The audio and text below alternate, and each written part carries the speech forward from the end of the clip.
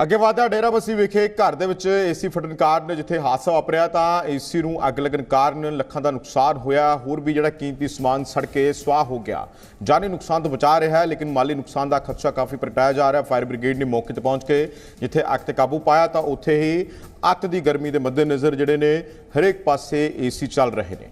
ਤਾਂ ਡੇਰਾਬੱਸੀ ਤੋਂ ਇਹ ਮਾਮਲਾ ਜਿੱਥੇ ਇੱਕ ਘਰ ਦੇ ਵਿੱਚ ਏਸੀ ਫਟ ਗਿਆ ਜਿਸ ਤੋਂ ਬਾਅਦ ਅੱਗ ਲੱਗ ਗਈ। कीमती समान सड़ के सुआह हो गया। जानी नुकसान तो बचा है। ਸਾਡੇ ਨਾਲ ਮੌਜੂਦ ਨੇ ਜੋ ਏਸੀਜ਼ ਦੇ ਵਿੱਚ ਡੀਲਸ ਕਰਦੇ ਨੇ ਏਸੀ ਡਿਸਟ੍ਰੀਬਿਊਟਰ ਨੇ ਵਿਜੇਸ਼ ਰਾਣਾ ਜੀ ਤੇ ਨਿਤਿਨ ਜੀ।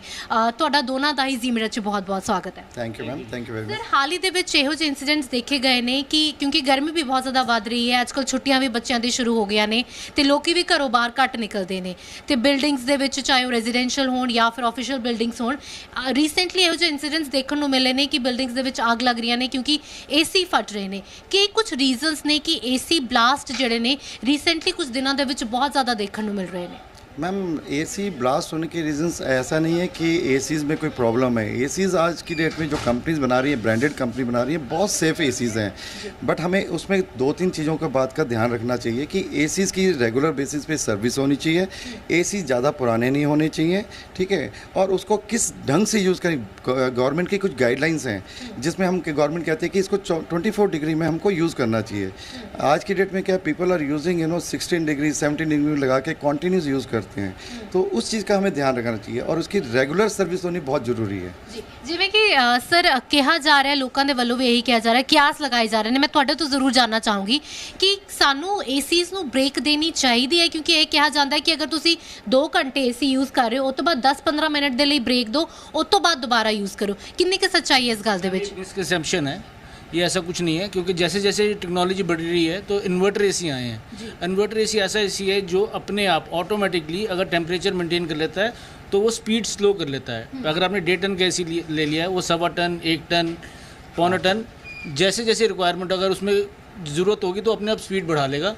अदरवाइज़ अगर वो टेम्परेचर मेंटेन कर लेगा तो स्पीड कम कर देगा।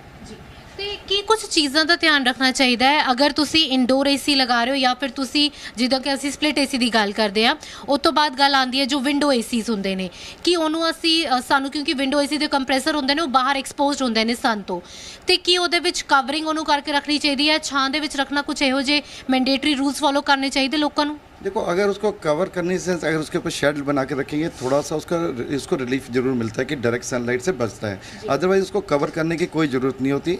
उसमें हमें मेन चीज़ जो देखनी चाहिए कि उसके पास आसपास का एरिया थोड़ा खुला होना चाहिए सो दैट कि जो उसकी हॉट एयर निकल रही है, गर्म हवा, वो बाहर आसानी से निकल सके और सर्कुलेशन ठीक हो, और इसमें कोई इशू नहीं है। तो एसी दी सर्विस कितनी रेगुलरली करानी चाहिए? मैम इसको हम जो कहते हैं साल में 2 करानी चाहिए, एक वेट करानी चाहिए, एक ड्राई करनी चाहिए, और रेगुलर आपको फ़िल्टर हर 2 महीने बाद साफ़ कर लेना चाहिए। महीना भी प्रेफरेबल है, आप महीने में करना चाहते हैं तो महीने में कर लीजिए, दैट इज़ मच बेटर। आप फ़िल्टर आप रेगुलर साफ़ करो और साल में 2 वेरिएंट का अपने सर्विस करानी है, एक वेट और एक ड्राई।